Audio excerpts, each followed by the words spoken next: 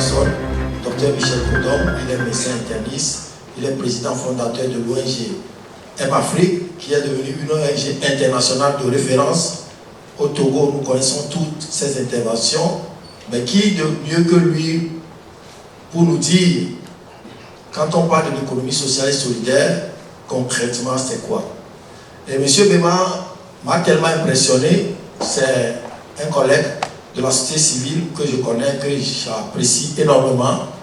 Quand je vois la manière dont il a pu structurer son modèle de business, parce qu'on a vu aujourd'hui, l'un des piliers des principes de l'économie sociale et solidaire, c'est la viabilité du modèle économique.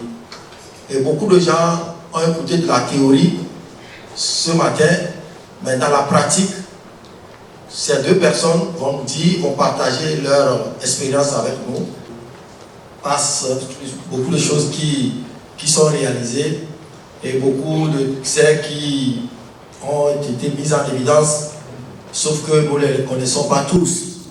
Donc, le FECOSOL, c'est un cadre également pour faire la promotion de ces acteurs. Et aujourd'hui, comme je l'avais dit tantôt, nous allons découvrir deux de ces acteurs. Et je vais laisser la parole d'abord au petit frère, M. Gado Bema, pour nous dire, en tout cas, pour lui, l'économie sociale et solidaire, comment ça se vit. Et ce que nous venons de voir, qu'est-ce qu'il a à nous dire concrètement. J'ai quelques statistiques, mais je vais lui laisser la parole pour nous dire concrètement comment on arrive à vivre aujourd'hui de l'économie sociale et solidaire. Merci. Vous avez la parole, M. Gado. Merci, M. Jean-Paul, grand frère et doyen de la société civile, qui nous a toujours encouragés et soutenus et qui a toujours su valoriser les actions que nous faisions sans que nous ne sachions pas vraiment l'impact que nous produisions lorsque nous développons ces activités.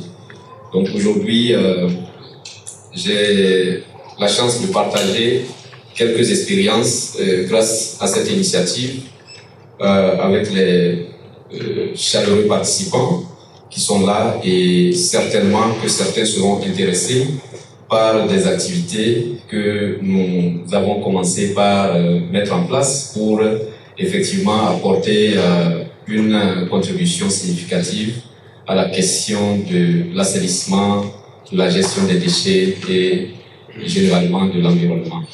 Donc, je remercie également aussi le Dr Kodom, et Dr Kodom qui est aussi un aîné, un grand frère, et je suis heureux de partager aujourd'hui le panel avec lui. Et c'est une chance, et cette chance ne se trouve pas à tout moment. Donc, concernant la question de l'économie solidaire et sociale, je voudrais d'abord vous dire de façon novice ce que je faisais auparavant. Je ne savais pas que c'était de l'économie sociale et solidaire. Donc, je l'ai su, c'est juste à partir de 2018 que j'ai commencé par savoir que ce que je faisais était de l'économie sociale, parce que j'avais commencé par être impliqué par l'ambassade des États-Unis dans l'initiation de la conférence, des conférences internationales sur l'économie sociale et solidaire à partir de l'année 2018. L'ambassade des États-Unis qui avait commencé par initier ces activités et commençait par nous impliquer, nous disant que c'est votre entreprise, votre organisation est une entreprise sociale et solidaire. Et c'est comme ça que j'ai commencé par faire des recherches pour savoir quelle est la configuration, quelle est la considération d'une entreprise sociale et solidaire. Et je me suis rendu compte qu'effectivement, ce qu'on faisait était dans cette thématique, dans ce champ. Alors, moi, je voulais juste raconter une petite histoire. Ce que vous venez de voir, il y a 8 ans en arrière, personne n'y croyait. Personne n'y croyait véritablement. C'était à l'université de Lomé, quand j'étais arrivé étudiant en 2018, et en 2008, je veux dire, et j'avais vu l'état de salubrité, d'insalubrité de l'université, et j'ai choisi ou j'ai décidé de faire quelque chose pour l'université. Donc c'est comme ça que j'ai mobilisé à partir de 2011 les collègues au sein de l'université, à la faculté des sciences principalement, puisque nous étions étudiants là-bas, et j'ai décidé de mettre en place une science et une technologie propre à l'Afrique pour trouver une solution africaine aux problèmes africains. Donc c'est comme ça que l'ONG STAD est née, Sciences et Technologies africaines pour un développement durable. On a commencé à l'échelle très précise parce qu'on n'avait aucun fonds pour pouvoir démarrer quelques activités que ce soit. Donc l'objectif c'était de pouvoir assainir l'environnement de l'université. Donc on parcourait les départements de l'université pour faire des activités, pour nettoyer, etc. Mais à un moment donné, on s'est confronté à des difficultés financières pour continuer les activités. Les étudiants qui étaient motivés, qui s'étaient accrochés à moi pour pouvoir faire ces activités, ont commencé par délaisser parce qu'ils ne trouvaient pas un avantage pécunier. Ils avaient aussi des problèmes directement en famille à régler, donc le paiement des loyers, des fournitures d'école, etc. Et donc, je ne les en voulais pas. Alors moi, j'ai commencé par m'activer profondément. Et c'est à un moment donné que je me suis rendu compte que je m'engageais aussi profondément, mais je souffrais, je n'avais pas de l'argent pour pouvoir payer mes études, pour pouvoir vivre, etc. Toutes mes 4 premières années pour avoir la licence, puisque c'est nous qui avons ouvert la licence LMD, pour avoir la licence, je devais me prendre en charge. Et je n'avais pas la possibilité de me louer même une chambre à l'extérieur, donc je vivais au sein de l'université, dans la cité. Il y a même parmi les 4 années, 2 années que je n'ai pas été logé, j'ai clandoté sur les amis pour pouvoir continuer mes études à l'université. Donc du coup, il fallait trouver une solution par rapport à l'engagement social que je faisais, trouver aussi une solution économique. Et finalement, dans les recherches, je me suis rendu compte que les déchets, on pouvait les valoriser, on pouvait les recycler. Et j'ai commencé par chercher à savoir où est-ce qu'on peut le faire. Et c'est comme ça que j'ai trouvé des renseignements. On m'a dit qu'au Ghana, je peux trouver des entreprises qui sont dans le système de recyclage. Donc c'est à partir de ce moment que j'ai prêté de l'argent au sein de l'université avec mes collègues, mes camarades étudiants. Je prêtais de l'argent pour aller au Ghana, pour aller faire une prospection. Et évidemment, quand je suis arrivé au Ghana, j'ai trouvé un taxi-man qui m'a pris quelque chose d'environ 50 000 pour me faire parcourir au moins une dizaine d'entreprises. J'ai visité les entreprises, j'ai cherché à prendre les contacts des responsables d'entreprises et quand je suis revenu à Lomé, j'ai dit je vais faire du business dans le recyclage, dans la collecte des déchets plastiques.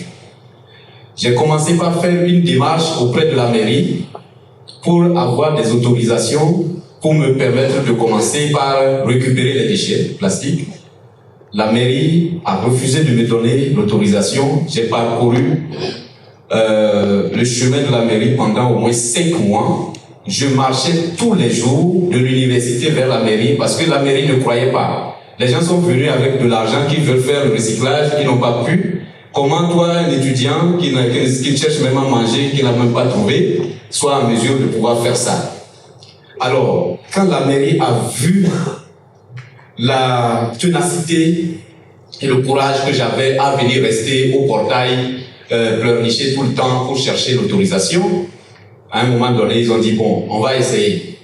Et c'est comme ça qu'ils m'ont donné l'autorisation à pouvoir m'installer à côté des marchés pour faire la récupération des déchets.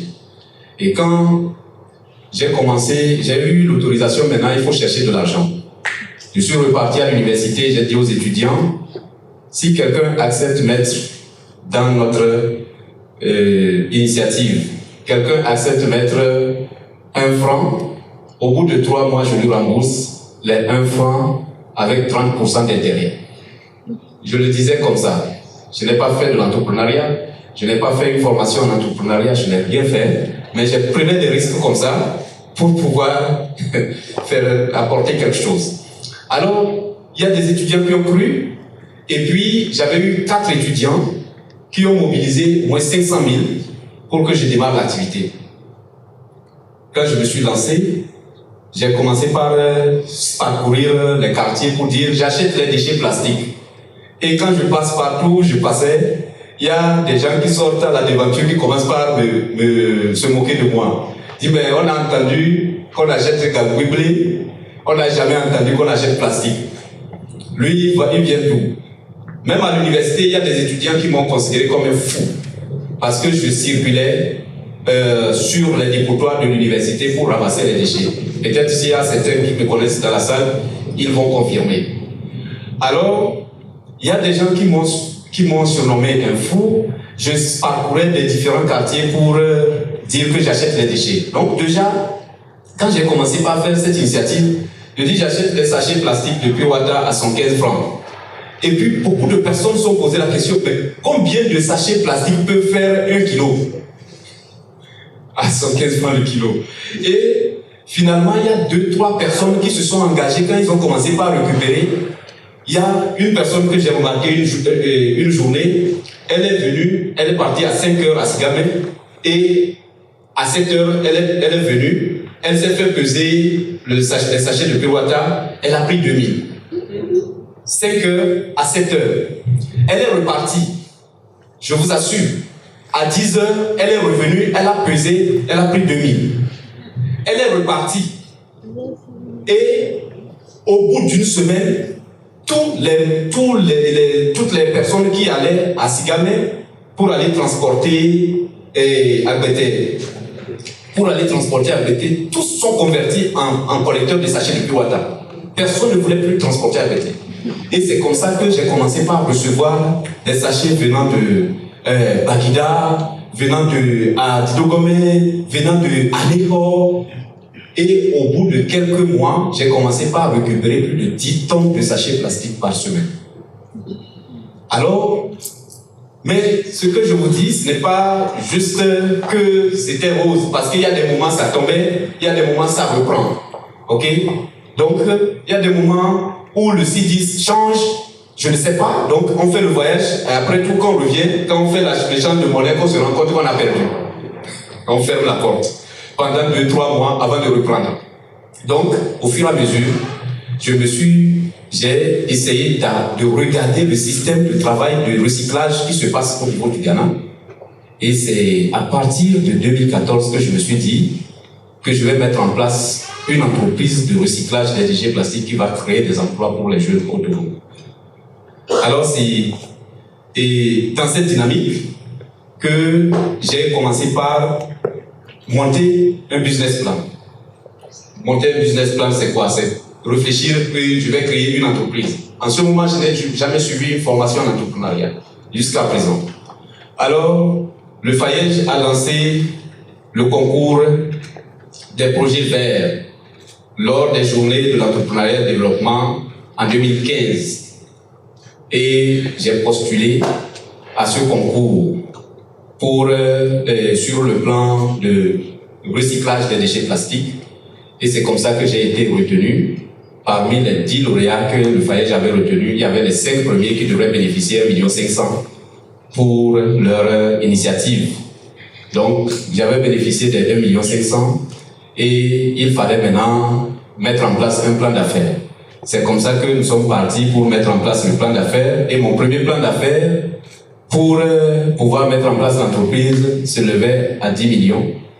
Le FAEJ dit, même si vous êtes en groupe, 10 millions, c'est impossible.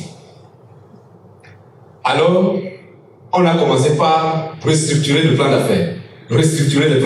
J'ai fait au moins 10 plans d'affaires pour arriver à 3,5 millions pour une industrie. Et c'est sur les 3,5 millions que j'ai pu bénéficier du financement de FAEJ. Pendant ce temps, j'ai déjà perdu 1 million au Ghana. Parce que, en fait, il fallait à tout prix prouver au FAEJ qu'avec 3,5 millions, je peux commencer l'entreprise. Donc, je vais chez un industriel, un Libanais au Ghana, qui avait des machines à me vendre, une machine à me vendre. Il dit la machine à 4 millions. Donc, je dois déposer d'abord 1 million pour qu'il me fasse un papier qui prouve qu'il va me donner la machine. Qu'il va me donner la machine. Et que après, quand je vais lui livrer les matières, lui va enlever progressivement dans ses ressources jusqu'à épurger le coût de la machine. J'ai déposé 1 million. Je suis revenu pour monter le plan d'affaires, pour être dans la cagnotte de Faège, pour avoir le financement. Et c'est comme ça que quand je suis arrivé et j'ai monté ce truc-là, je suis allé voir la directrice. Elle a dit, et je vous dis que c'est juste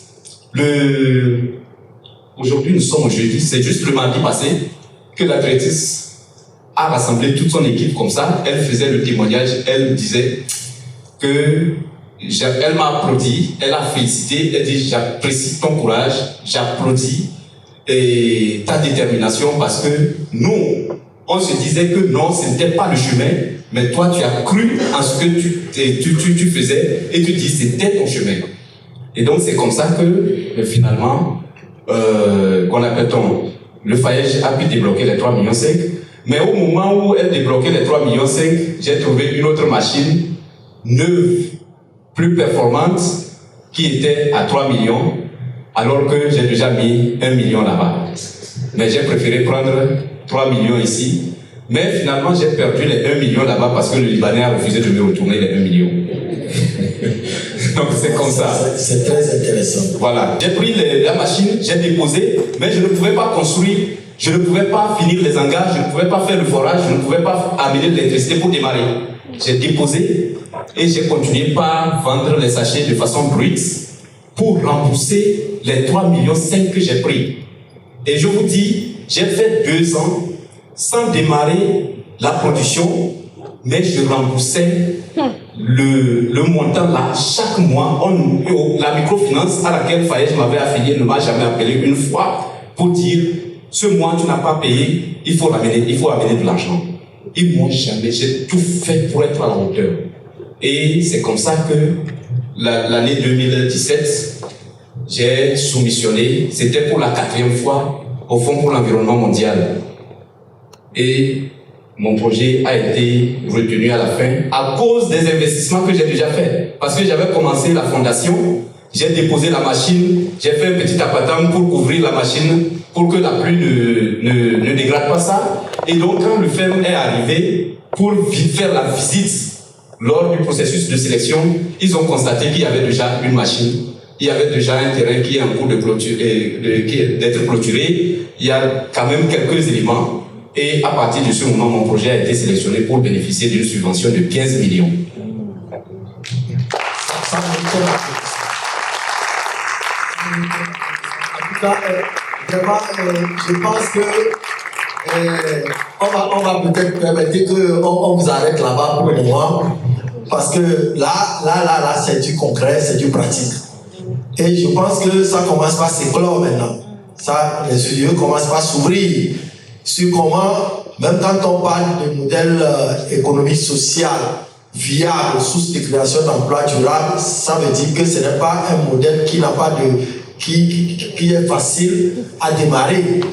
Mais quand on est convaincu, je retiens ici, d'abord que ce que nous avons appris ce matin, la DG de la Faège était là, et justement, ce témoignage dont tu viens de parler, elle a vraiment rendu témoignage, elle t'a cité comme un modèle. Et je lui avais dit que vous êtes l'invité du programme de cet après-midi. J'avoue que ce matin, quand elle parlait, elle a insisté longuement sur le fait que l'économie sociale et solidaire est une économie dont le modèle est orienté vers les autres d'abord. Donc, vous êtes vraiment l'exemple qu'il faut pour comprendre ce qu'elle a dit ce matin, que vous avez commencé déjà à chercher à régler le problème de votre quartier ou bien de notre environnement, sans voir d'abord ce que vous allez gagner. Avec votre aventure à l'université, et dormi et squatté chez les camarades pendant 5 mois, vous avez dit, tout ça là, ça a fait même abandonner certains de tes camarades. Aujourd'hui, il a parlé de 15 millions. Moi je connais, j'ai beaucoup d'informations sur lui. Et là, le dernier financement dont il a bénéficié, ça fait 75 millions. 78 millions. Vous voyez? Donc, ça, c'est pour vous dire que ce dont on parle, c'est vraiment du concret.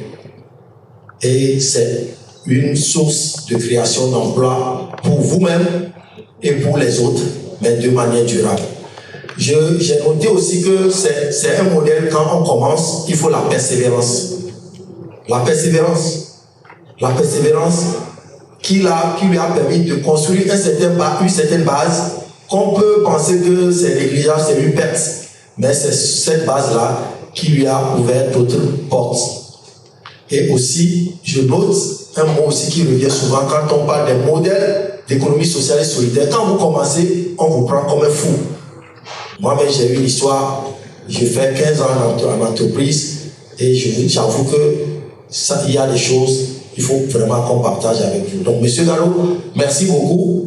Et je pense qu'on va s'arrêter là-bas pour le moment. Après, il y aura des questions qui vont nous permettre de pouvoir encore vous soutirer quelques stratégies. Je vais me tourner vers le doyen, Dr Michel Kodom.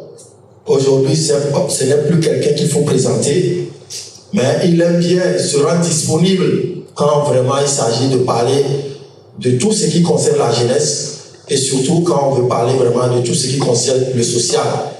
Il est président de l'ONG M-Afrique, médecin de son état, je le connaissais quand j'étais dans l'autre métier, se connaissant ça fait longtemps. Et aujourd'hui, je vais lui donner la parole, de partager aussi avec nous. Je suis convaincu que lui aussi, comme M. Gallo, aura vraiment des choses vraiment extraordinaires à partager avec nous. Docteur Michel, vous avez la parole. Merci, monsieur. Chers amis, parce qu'effectivement, on se connaît, ça fait bientôt 15 ans, un peu plus. Hein. J'étais presque à la fin, je pense. Merci beaucoup. Et bonsoir à vous tous ici, réunis pour ce forum. Je voudrais, en entendant de mes propos, féliciter mon cher ami sur une ou deux plateformes. Donc au quotidien, on s'échange et ça fait une famille. C'est vraiment intéressant de nous retrouver encore ici pour parler à une assemblée qui a peut-être envie de savoir ce qu'on fait, ou du moins de ce qu'on a fait, qui mérite votre présence ici et qui pourrait éventuellement vous inspirer. Et d'abord, je voudrais remercier M. Kou qui m'a sollicité. Moi, je n'ai pas souvent le temps. Vous savez, j'ai l'habitude de dire à certains amis, à certains proches, je dis, mais il faut tolérer mes insuffisances. Hein, parce qu'un médecin qui pratique au quotidien, qui a des malades à consulter, qui se couche à 1h, 2h du matin, qui se réveille à 5h, j'ai pratiquement 3h, voire 4h de sommeil par jour. Et ça, c'est connu, hein, ça fait plus de 15 ans que je fais comme ça. Donc, parce que j'oublie, c'est que derrière une urgence, lorsqu'il y a un malade, il faut s'en occuper. Comment M-Afrique est née? Il y a très peu de personnes qui connaissent la genèse de M-Afrique et je vais vous dire ça ce soir parce que c'est quand même intéressant de partager, de savoir qu'on peut partir de néant et de gravir les échelons. Aujourd'hui, en termes d'ONG, nous on a touché le haut. On a touché, c'est-à-dire il n'y a plus. Mais on a commencé avec 3 personnes parce que moi je croyais, et beaucoup m'ont découragé, mais moi je croyais. Aujourd'hui, dans le gouvernement, il y a au moins 2 ministres qui ont commencé, qui ont participé à mes réunions de M-Afrique. Les ministres avec qui j'allais expliquer de moi ma vision, qui me croyaient, qui m'ont soutenu d'une manière ou d'une autre aujourd'hui. Ils sont ministres, mais moi je continue mon chemin avec beaucoup de soutien aux actions gouvernementales parce que une ONG telle que M-Afrique se situe, nous allons pour aider les populations. Nous allons pour soutenir les populations. Et la petite histoire, c'est que lorsque j'étais en 7e année de médecine, c'était la 3e promotion que l'OMS, l'Organisation mondiale de la santé, avait décidé. Parce que les gens naissent à Lomé, ils grandissent, ils deviennent médecins, ils ne connaissent pas Thiévier. Donc l'OMS a décidé de donner l'opportunité aux médecins en médecine, aux étudiants en médecine, de faire les stages de responsabilité, d'aller à Tchamba, à à Bouddha, à Sokodé, pour rencontrer les populations rurales. Et donc, nous étions à la 3e promotion. Et moi, on m'a affecté dans la région centrale, précisément à Tchamba et aussi à Chef Sokodé. On était 3 collègues à aller et au cours de nos pratiques, un jour, j'ai rencontré, ou du moins un monsieur, un vieillard de 70 ans environ, est venu en consultation parce qu'il avait des troubles mictionnaires. Et à Sokodé, c'est majoritairement sur des musulmans. Et l'ablution est très importante chez les musulmans parce qu'il faut se laver, se purifier et prier. À cet âge, il faut prier, aller à la mosquée tout le temps pour préparer ces derniers jours. Avec les troubles mictionnaires où chaque 30 minutes ou 1 heure de temps la nuit, il doit se lever pour faire ses besoins. Il était empêté et son fils était en Allemagne. Il a posé, mais va à l'hôpital, il arrive. Moi, je l'ai consulté, il m'a raconté tout ce qu'il avait. Et en tant que jeune médecin, ce qu'on a appris à l'école, il faut appliquer. Appliquer, c'est qu'il faut avoir des idées, assurer une bonne démarche diagnostique. Et donc, avec les troubles mictionnaires, à cet âge, j'ai dit, mais ça doit être un adénome de la prostate. Ça doit être un début d'augmentation du volume de la prostate qui comprime la vessie et qui fait qu'il y a un résidu. C'est-à-dire que la vessie ne se vide pas parce que c'est comprimé. Il fallait faire un examen physique. L'examen physique, c'est quoi? C'est d'envoyer son doigt dans la nuche. C'est comme ça que ça se fait. Même lorsque le chef de l'État vient en consultation, pour suspecter un adénome de la prostate, il faut lui faire toucher rectal. Et donc, lorsque je l'ai examiné, je l'ai rassuré, papa, voilà ce que je veux faire. Ce que vous avez, j'ai vraiment envie de bien vous examiner pour m'assurer de ce que vous avez pour vous donner un bon traitement. Un musulman, vous imaginez, le vieux n'était pas trop rassuré, mais la manière dont je l'ai expliqué un peu ma démarche et il s'est soumis à cet exercice, je l'ai examiné. Aussitôt après l'examen physique, il était devant moi, je consultais, il m'a regardé et il a fait un cri, il dit « oh, oh, oh, oh, oh, abalo !» Moi j'avais peur, je dis « oh papa, qu'est-ce que j'ai fait ?» Il dit « depuis qu'il est né, c'est la première fois qu'un médecin le consulte. » Il a commencé à pleurer.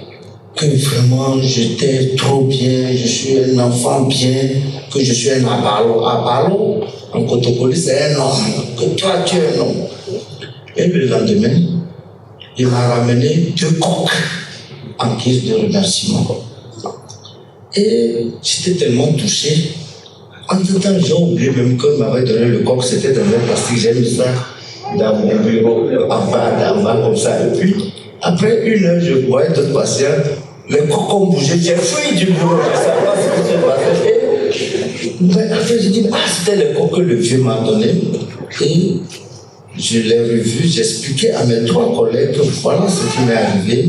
Il faut qu'on donne la chance aux paysans. Il faut qu'on donne la chance aux paysans de rencontrer des médecins. C'est pas normal qu'à 70 ans, que ce vieillard dise que c'est la première fois qu'il rencontre un médecin, qu'il l'examine. Ça n'a pas de sens. Comment nous devons changer notre pratique médicale en tant que jeunes médecins, nous qui allons sortir maintenant, de donner l'opportunité aux paysans togolais d'avoir la chance de rencontrer des médecins.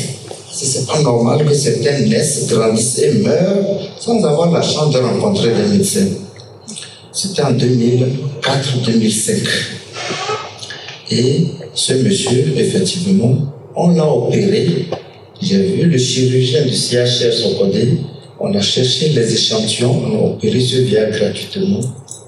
Et c'était le début de cette histoire où, après l'opération, on s'est dit, pourquoi ne pas s'organiser pour donner périodiquement la chance à d'autres paysans togolais d'avoir des soins spécialisés. Et c'est comme ça qu'avec nos échantillons que vous nous donnez dans le temps, parce que c'était un délégué médical, on constituait des kits pour aller faire des consultations spécialisées, des consultations médicales à la prison civile de Lomé et dans le village du Togo. Et c'est le début de l'aventure de Thème Afrique où Je vous dis, on est parti pour aider un paysan qui nous a récompensé par 2 coqs. Mais l'année dernière, on a pu mobiliser plus d'1 milliard de francs CFA pour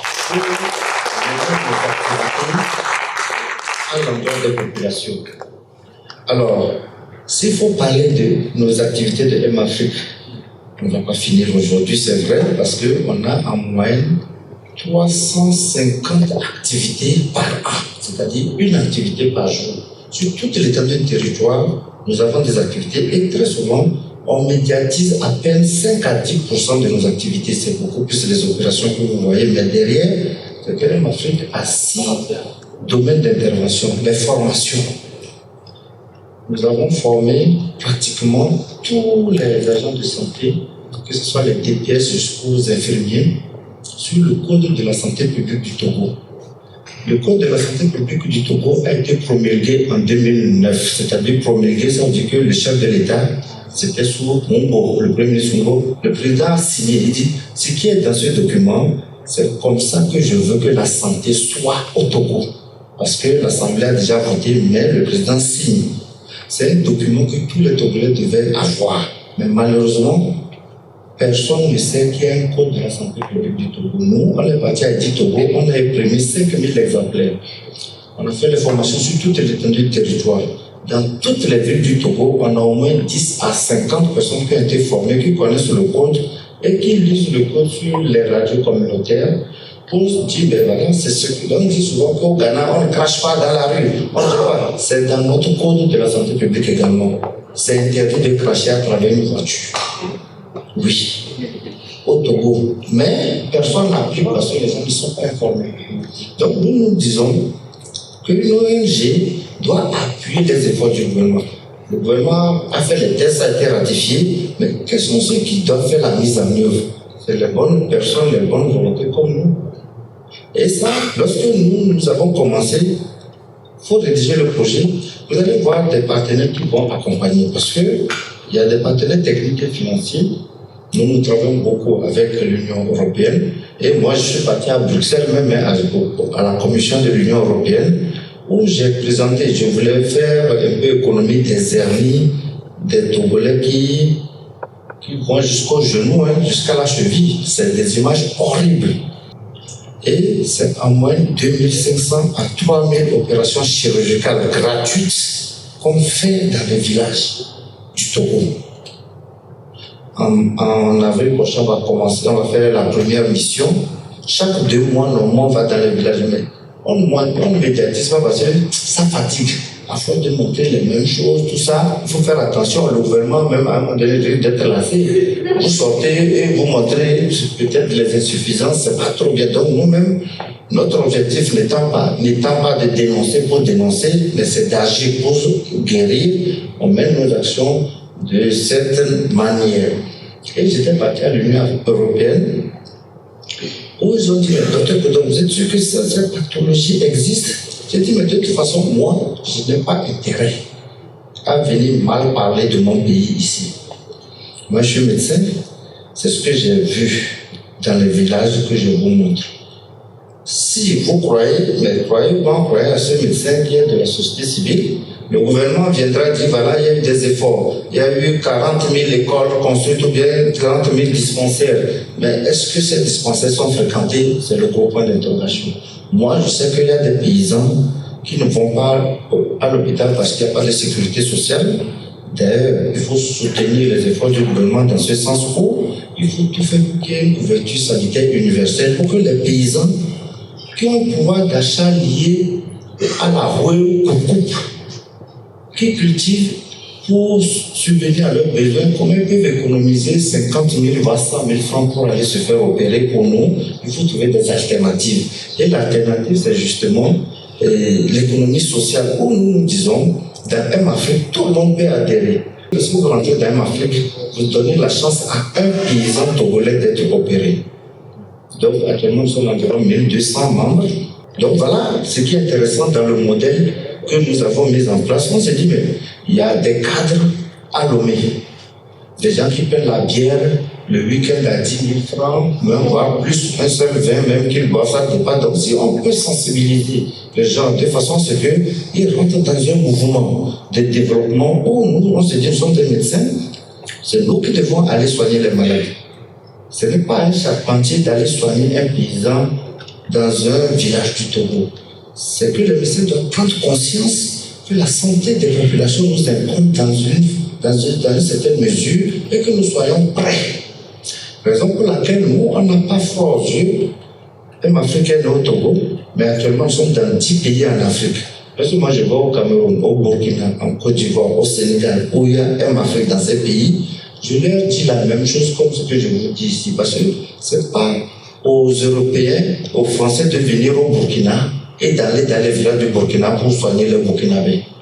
C'est à vous, médecins burkinabés, de prendre conscience que les enjeux de développement, les enjeux de soins au Burkina vous informent. Comme nous aussi, on a fait au Togo, où il y a pratiquement 500 agents de santé dans notre organisation. C'est vrai, on me voit souvent parce que c'est un autre problème, le médecin n'aime pas trop s'afficher. Mais c'est que nous devons tout faire pour que les gens comprennent que le développement de l'Afrique, le développement de nos pays doit s'appuyer sur les forces endogènes. Le développement endogène. C'est-à-dire qu'on ne peut pas développer le Togo si les Togolais ne prennent pas conscience que nous devons aider. Là, ce qui est intéressant, c'est que moi, lorsque j'aidais ce vieillard-là, en l'opérant, je n'attendais même pas, il n'y avait même pas un Afrique derrière la tête, mais c'est spontanément comment aider un paysan qui m'a avoué, qui m'a même donné 2 coques. Comment l'aider? Amener maintenant les formations auprès de mes collègues. Comment faire en sorte que d'autres Togolais puissent avoir des soins spécialisés?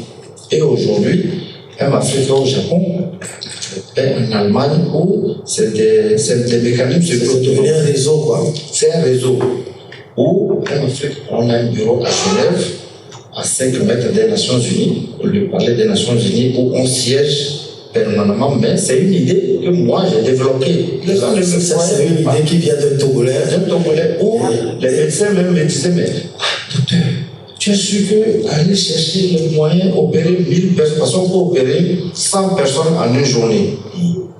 100, ça c'est connu, même vous tapez dans Google, nous sommes pratiquement la seule organisation. Des fois, les gens ne comprennent pas que c'est possible d'opérer 100 personnes en une journée. Et on comprend parce que c'est un domaine qui n'est pas ouvert à tout le monde de comprendre comment une opération, que ce soit chirurgicale ou traumato, tout ça, comment ça se passe. Mais moi, je crois. Docteur Kondom, je voudrais vous féliciter pour vos efforts à travers le Togo d'abord, à travers l'Afrique et pourquoi pas le monde tout entier. Je vous présente toutes mes félicitations. Continuez comme ça et seul Dieu sait tracer la route pour vous. J'aimerais vous poser une question. J'ai appris que quand vous partez pour vos tournées, les opérations que vous faites sont gratuites. Vous allez à Vaughan, vous traitez quelques quarantaines d'hommes, d'amis, vous les quittez. Vous repassez faire le contrôle pour voir si les plaies sont cicatrisées ou si tout va bien. Après vos gants, on va à Tabligo. Mais qui vous paye pour tout ça là? C'est toute ma question. Et ma question va à l'endroit de M. Gallo. Et s'il vous plaît, monsieur, vous étiez en train de dire que vous avez commencé en 2008 et que votre premier financement avait débuté à 2015. Et donc, disons, après 7 ans. Donc, ma question est de savoir sur quoi voulez-vous pendant tout ce temps, ou bien se dire comment faisiez-vous pour satisfaire vos besoins physiologiques, si on peut le dire en ce temps. Parce que, bon, disons que vous avez opté pour l'entrepreneuriat de croissance et des fois, par manque de moyens, il y a beaucoup de gens qui optent plutôt pour l'entrepreneuriat de subsistance. Par quoi voulez-vous en ce moment? Merci beaucoup. Vincent Kokoufafali, étudiant en master recherche économie et développement. Ma question s'adresse au docteur Kodom. Il nous a parlé de la jeunesse de M Afrique. Moi, personnellement, j'aimerais savoir, comme docteur l'autre docteur a dit, est-ce que M. Docteur Kodom n'avait pas connu aussi d'échecs?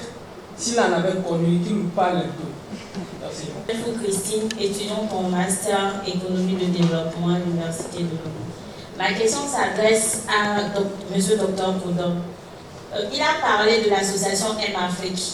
Il peut avoir des adhérents à cette association. J'aimerais demander si l'adhésion est réservée uniquement aux médecins ou est-ce qu'il y a des conditions d'adhésion à l'association M-Afrique. Merci.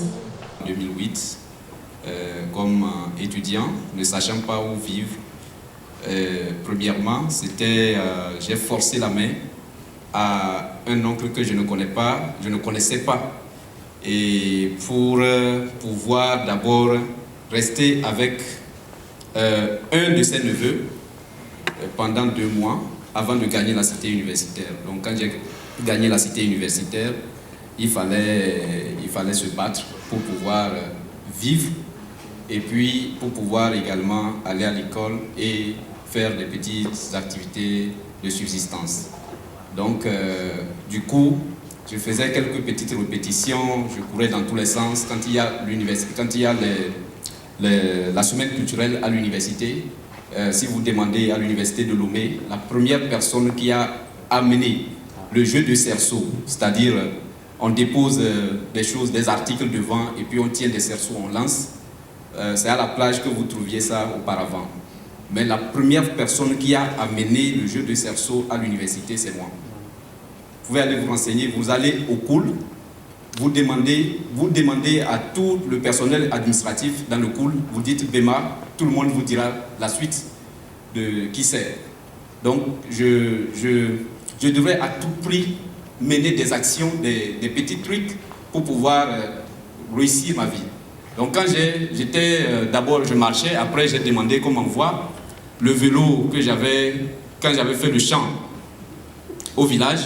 J'ai payé un vélo à 45 000 et donc j'ai demandé à ce qu'on m'envoie le vélo pour que je puisse faire mes courses. Et quand j'ai fait ces activités culturelles, le jeu de cerceau que j'avais amené pour la première fois à l'université, je sortais avec un résultat net de 150 000. Et j'ai enlevé 150 000 francs pour payer mobilette. Donc j'ai quitté. Je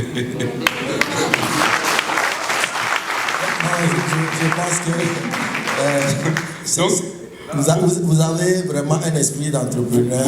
Vous comprenez. Donc, en fait, c'était ça. Et finalement, quand j'ai commencé par trouver un peu de ressources, j'ai vendu mobilette pour acheter moto. Et c'est cette moto-là qui me permettait de faire Zémidian à Lomé pour payer finalement un local que j'ai pris en 2014 comme siège de l'ONG Stade. Quand on va venir pour visiter Stade, il faut qu'on vienne quelque part.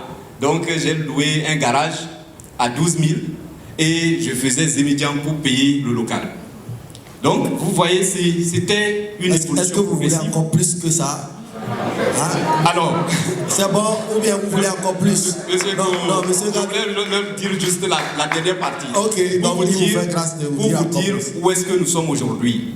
Aujourd'hui, nous avons une unité de transformation qui emploie aujourd'hui une 50aine de personnes permanentes. Nous avons déployé les activités à l'intérieur du pays, donc j'ai des éléments à Tapamé, j'ai des éléments à Mango actuellement qui sont en train d'être déroulés. Nous avons déjà construit une unité de transformation à Tapamé. À Mango, on va commencer en avril. À Tchévier, on commence la semaine prochaine. Et donc nous avons déjà remporté une dizaine de prix, dont le plus important que M. Ekouo vient de dire, c'est un prix d'étape. Donc nous avons obtenu une subvention de 118 millions actuellement et nous sommes en train de poursuivre le prix. C'est un prix international logé en Grande-Bretagne. Et le prix final, le premier prix sera à 1 million de livres sterling, donc 780 millions. Wow. Donc nous allons poursuivre.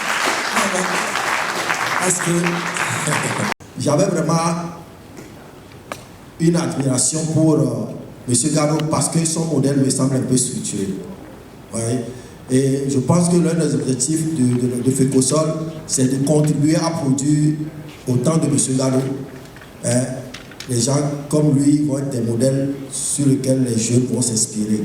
Et demain, nous aurons un panel de jeunes porteurs de projets Et on ne les appelle, on n'appelle pas encore ça projet, mais ce sont des idées comme M. Gallo, comme Dr Koudom l'ont eu, mais à leur époque, il n'y avait personne pour les aider à dire fais comme ça, fais comme ça, fais comme ça.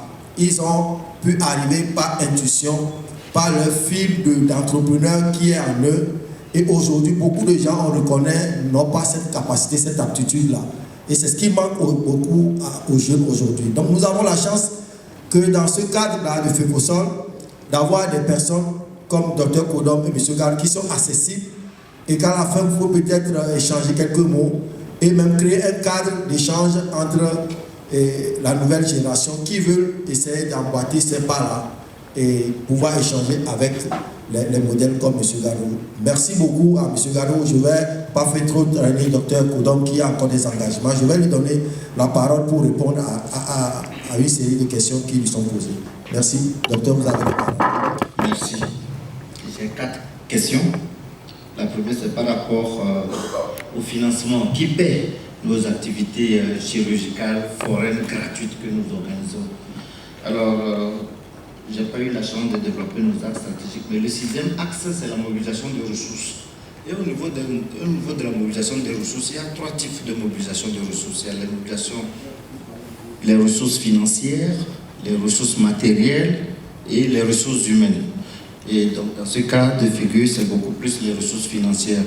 Alors, je l'ai dit, les membres actifs doivent payer leur adhésion et leur cotisation annuelle qui s'élève à 60 000 francs.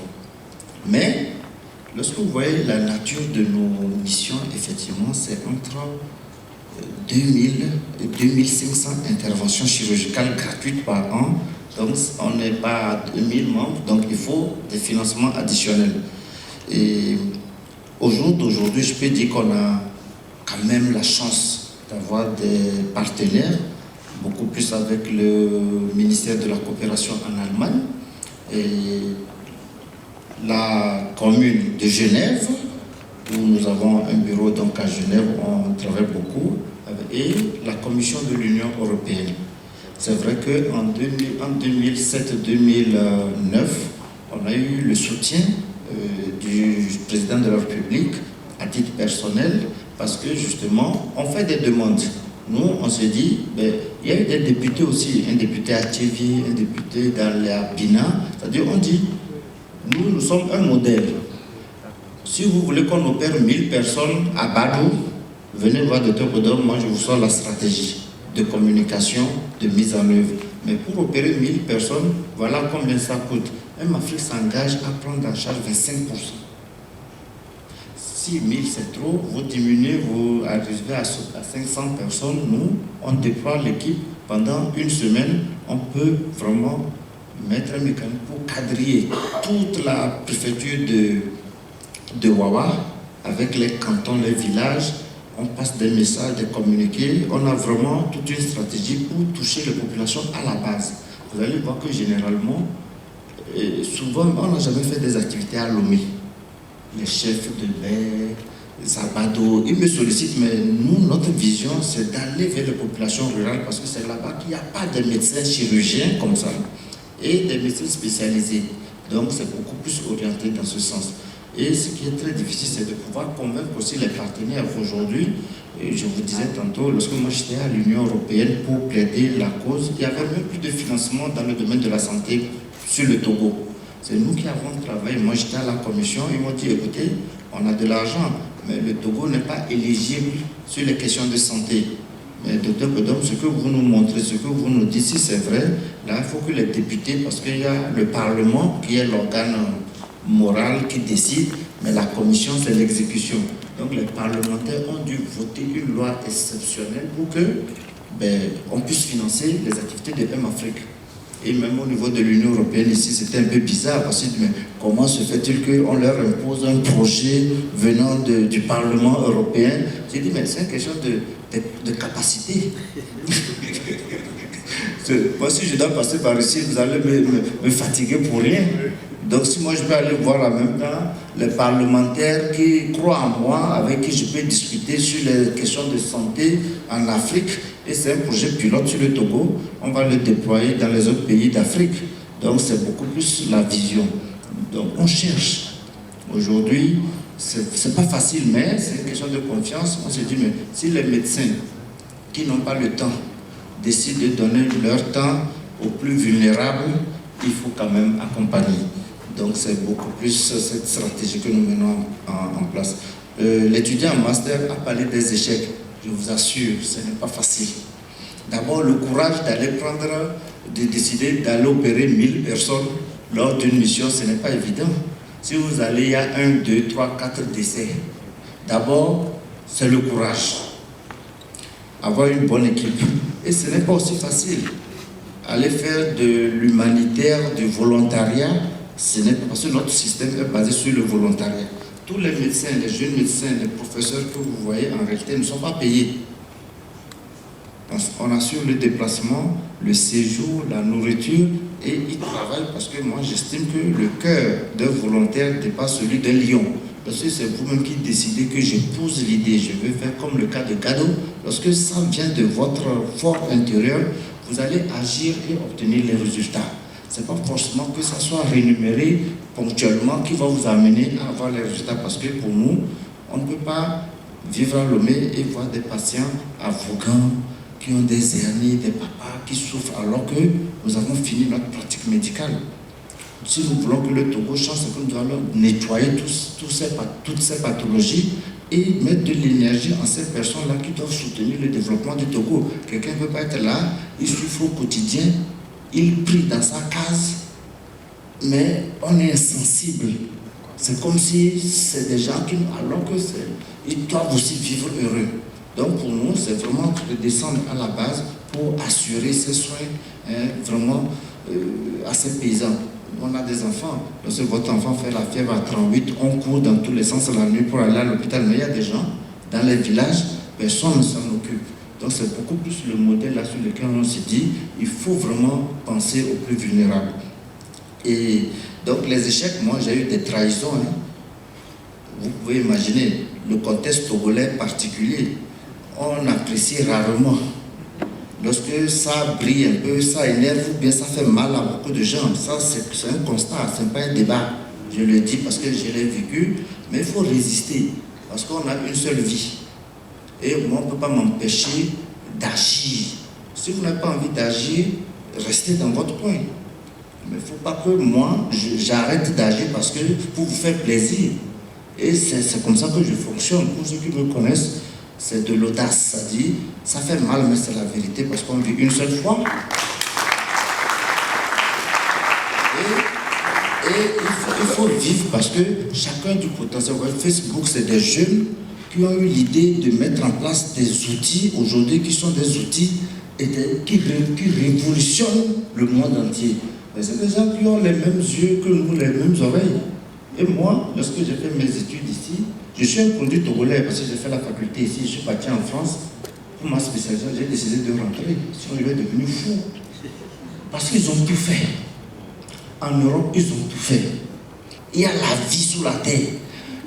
Les trains passent sous la mer. De la France en Angleterre, c'est sous la mer que le train passe. Mais comment se fait-ce que nous, au-dessus de la terre, à 400 km de Lomé, on voit ceux qui sont là comme des personnes qui n'ont pas droit des oubliés. Pour moi, c'est beaucoup plus ça. Et lorsque j'étais convaincu de ça, arrivé, j'ai dit, mais quel que soit ce que les gens vont dire, quelles que soient les embûches ou bien les difficultés qui vont se présenter, moi je me dis, mais on vit une seule fois. Il faut donner le tout et le meilleur pour que, voilà, demain, moi je puisse répondre que j'ai fait ce que je pouvais faire parce que nul ne sait quand est-ce qu'il va mourir. Demain, après-demain, quand il ne faut pas attendre demain pour agir. Voilà, moi, ma vision. Merci beaucoup, merci beaucoup. C'est vraiment touchant. Et si nous voyons combien de personnes sont aujourd'hui touchées au travers de lui, Dr Kodom, son initiative, parce qu'il a décidé de passer à l'action, vous ne pouvez pas vous-même ici présents vous asseoir et nous contentons de ce que nous vivons chaque jour. Et je pense que c'est ce que nous attendons aujourd'hui de tous les participants. Merci beaucoup à Dr Kodom, merci à M. Gabriel. Et j'estime que nous avons vraiment appris beaucoup de choses au travers de ces moments de partage. Nous souhaitons que vous puissiez partager aussi avec les autres, vos amis, vos proches, ce que vous avez découvert au travers de ce forum. Et demain, exceptionnellement, nous voulons laisser l'entrée libre aux participants qui veulent venir à ce forum. Nous l'avons déjà fait, il y a beaucoup de participants ici à qui ils n'ont rien payé, nous sommes déjà dedans, mais nous voulons vraiment partager. C'est notre manière aussi de faire de l'économie sociale et solidaire. Mais je voulais vraiment que vous accompagniez mes invités ou nos invités avec vraiment... Merci infiniment, merci.